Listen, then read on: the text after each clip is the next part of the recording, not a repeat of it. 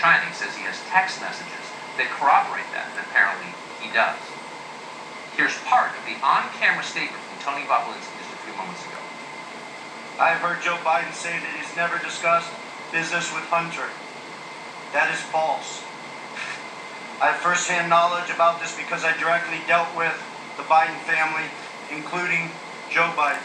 Straight from the horse's mouth. Record 3 phones that spanned the years 2015 through 2018. Unbelievable. These phones have never been held by anybody else besides myself. I was introduced to Joe Biden by Jim Biden and Hunter Biden. At my approximately hour-long meeting with Joe that night, we discussed the Biden's history, the Biden's family business plans with the Chinese, with which he was plainly familiar, at least at a high level. I received an email concerning allocation of equity, which says 10% held by H for the big guy. In that email, there's no question that H stands for Hunter, big guy for his father, Joe Biden. I will be providing to the FBI the devices which contain the evidence corroborating what I have said. All coming so fast, an awful lot of detail. In a written statement, Bobulinski added this, by the way. Hunter Biden, he said, frequently referred to his father as, quote, my chairman. Hunter Biden, quote, frequently referenced asking his father for his sign-off or advice in the various potential deals that we were discussing. That would be with the Communist government of China. As of right now, 8:03 Eastern Time, the Biden campaign has not directly denied this. Now, keep in mind, this topic, amazingly, may not come up in the debate tonight. The final presidential debate traditionally centers on questions of foreign policy, but the rules have been changed. You can guess as to why.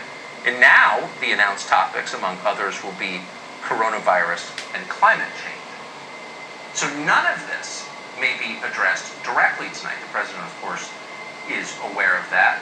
No doubt plans to ask questions directly to the former vice president on the stage. But the debate commission has thought this through, and they've announced that if the president speaks out of turn, his microphone will be cut off. He will be standing there gesticulating like a mime in silence. But that won't make the questions themselves go away. And for the next week and a half, you are likely to hear them again and again. And the central question in all of this is, did Joe Biden himself profit from these deals? And there's no question at this point that there were deals. Remember last week, the New York Even if he was trying to get a deal, never got it. May 13th, 2017 was retrieved from Hunter Biden's laptop, and it was his laptop.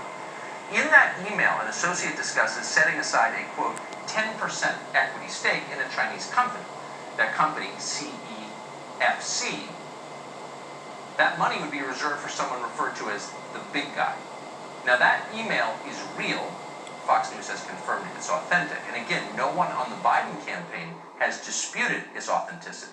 He'll be probing his ass for years. Didn't just confirm that the May 13th, 2017 email is real. He also explained, as you might have already guessed, that Joe Biden is, in fact, the big guy referenced in the document. And he would know.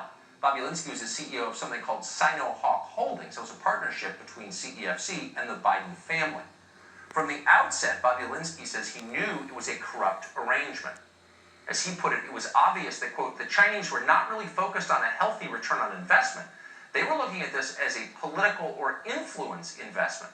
The Biden family aggressively leveraged the Biden family name to make millions of dollars from foreign entities, even though some of them were controlled from communist China. Now, there is more than just this man's work, though apparently he was directly involved. There's also physical evidence. In a text message dated May 20th, 2017, obtained by this channel, Hunter Biden's business partner, James Gillar, had a warning for Bobulinski. Quote, don't mention Joe being involved. It's only when you are face-to-face. I know you know that, but they are paranoid. Only mention Joe Biden when we're face-to-face? Of course, that's how mafia dons talk on the sidewalk outside the social club in Brooklyn. And there's more. Senate Homeland Security investigators are now reviewing a trove of documents Bobulinski has apparently provided. One of them, published today, shows that CEFC, that's the Chinese energy company in question, provided a $5 million interest-free loan to the Bidens. Separately, Gilliar wrote to Hunter Biden to explain that he would receive $850,000 as chairman of the partnership with the Chinese company. Hunter Biden apparently didn't think it was enough. So on May 16, 2017, Hunter Biden complained to his business partners about not getting paid more. Quote, I have to admit I do expect that if I can't keep my toe in other things, I will need a hell of a lot more than $850,000 per year on a monthly basis. So there was a lot of money involved, clearly. That's not really in dispute. The question is, where did the money go? Who got it and where is it now? And how much of that money did the big guy, the man you will see on stage in less than an hour, keep for himself, if any? We don't know the answers to those questions, and as of right now, almost nobody in the legacy media is asking those questions.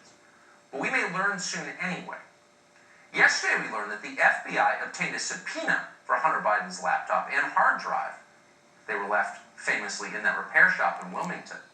They got that subpoena in connection with a money laundering investigation that was underway late last year. We don't know the status of that investigation, but we have confirmed it was underway.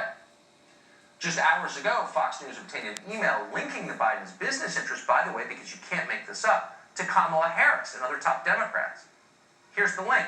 The email, dated May 15th, 2017, was written by Jim Biden. He is, of course, the brother of the former vice president. The subject line in the email is this: Phase 1 domestic contacts / projects. The email contains a list of what he calls, quote, key domestic contacts for Phase 1 target projects. Guess who's on the list? The vice presidential nominee, Kamala Harris.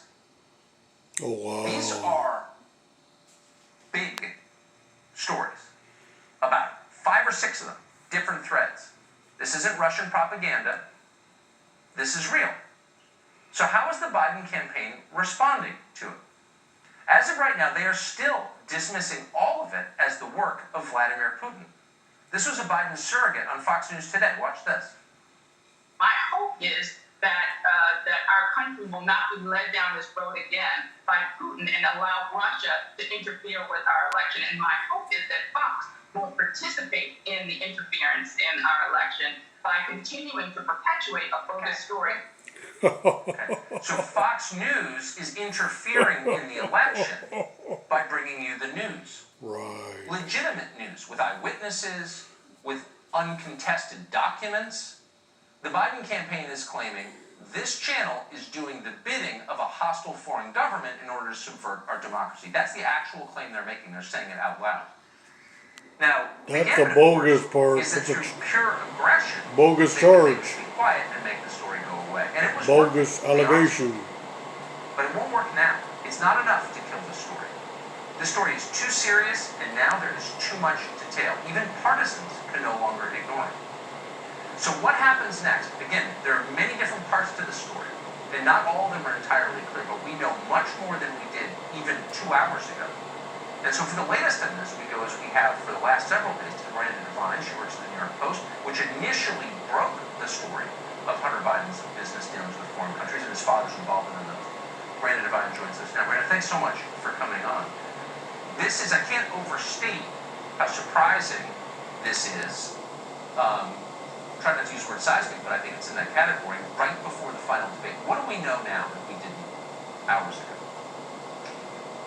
Well, our story 8 days ago has just opened a Pandora's box, and it's prompted people like Tony BOBULINSKI to come forward and to talk to the Senate Homeland Affairs Committee, and to also show the contents of those 3 phones that he just displayed.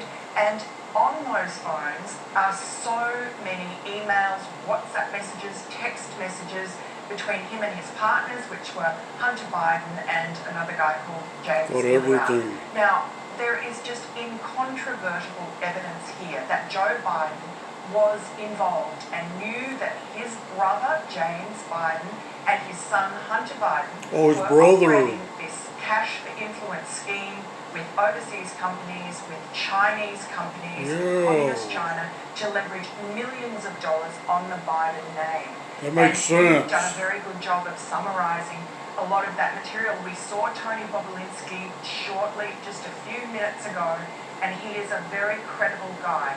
He is strong, he is honest, he is a former lieutenant in the Navy, he is formerly just donated to Democrat causes. So this is not a party